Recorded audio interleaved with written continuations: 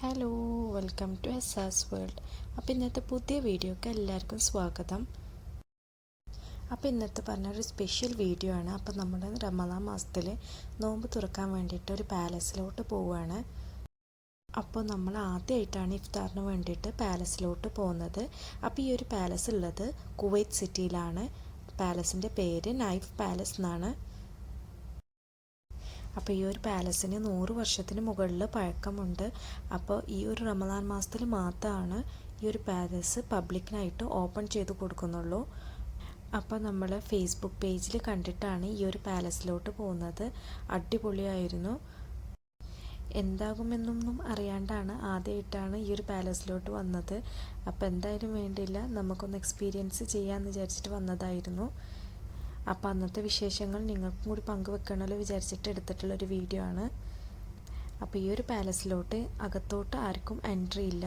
പുറത്തുള്ള ഒരു കളിക്കാനും നടക്കാനും നോമ്പ് തുറക്കാനും ഉള്ള ഒരു ഇത് മാത്രമാണ്, പെർമിഷൻ മാത്രമാണ് അവർ കൊടുക്കുന്നുള്ളൂ. അപ്പോൾ ഈ ഒരു പാലസിലോട്ട് 1 മണിക്കൂർ മുമ്പായിട്ട് തന്നെ ഞങ്ങൾ വന്നിട്ടുണ്ടായിരുന്നു. കാരണം ഈ ഒരു പാലസ് മുഴുവനായിട്ട് കാണാമല്ലോ എന്ന് വിചാരിച്ചിട്ടാണ് വന്നത്. പക്ഷേ പിന്നെയാണ് മനസ്സിലായത് നമുക്ക് ഇവിടെ ഇരിക്കാനും കഴിക്കാനും ഉള്ളൊരു പെർമിഷൻ മാത്രമേ ഉള്ളൂ, അകത്തോട്ട് കയറാനും കാണാനുള്ളൊരു പെർമിഷൻ ഇല്ല എന്നുള്ളത്. പിന്നെ കുറച്ച് സമയമൊക്കെ കഴിഞ്ഞ് നോക്കുമ്പോൾ ഫുഡൊക്കെ ആയിട്ട് ആൾക്കാർ വന്നിട്ടുണ്ടായിരുന്നു.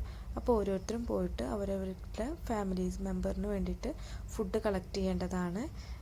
പിന്നെ അവിടെ വർക്ക് ചെയ്യുന്ന ആൾക്കാർ തന്നെ എല്ലാവർക്കും ഫുഡ് കിട്ടിയില്ലേ എന്നൊക്കെ ചോദിക്കുന്നുണ്ട്. പിന്നെ നമുക്ക് എത്ര ഫുഡ് പാക്കറ്റ് വേണമെങ്കിലും നമുക്ക് എടുക്കാവുന്നതാണ്. ആവശ്യത്തിനനുസരിച്ച് നമുക്ക് എടുക്കാൻ അവർ തരും. അപ്പോൾ ഈ ഒരു പാലസിൻ്റെ മെയിൻ പ്രത്യേകത പറഞ്ഞാൽ ഇഫ്താർ കനൗൺസ് ആണ്. ഇഫ്താർ കനൗൺസ് പറഞ്ഞാൽ പീരങ്കിൽ കൂടെ ഫയറിങ് ചെയ്യും. അപ്പോൾ അതിന് ശേഷമാണ് നമ്മളെല്ലാവരും നോമ്പ് തുറക്കുക.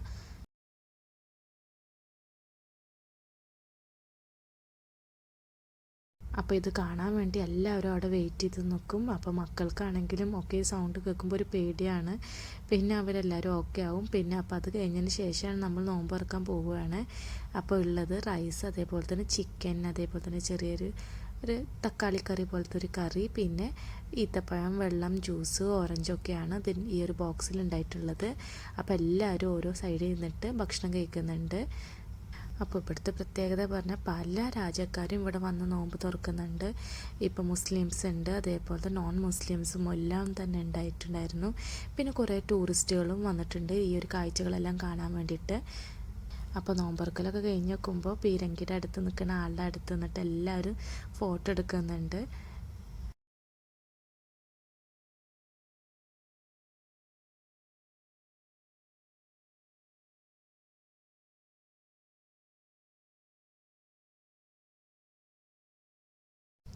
അപ്പോൾ എല്ലാവരും ഫോട്ടോ എടുക്കുന്നത് കണ്ടുനോക്കുമ്പോൾ ഞാൻ മോളെ നിർത്തിയിട്ട് ഫോട്ടോ എടുക്കുന്നുണ്ട്.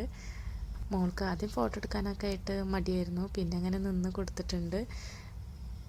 പിന്നെ നമുക്ക് അവിടെ തന്നെ നിന്ന് നിസ്കരിക്കാനുള്ള സൗകര്യവും അതേപോലെ തന്നെ ബാത്റൂമും എല്ലാം അവിടെ തന്നെ ഉണ്ടായിട്ടുണ്ടായിരുന്നു. അടിപൊളിയായിട്ട് നമുക്ക് ഇവിടെ വന്നാൽ നോമ്പ് തുറക്കാൻ പറ്റും.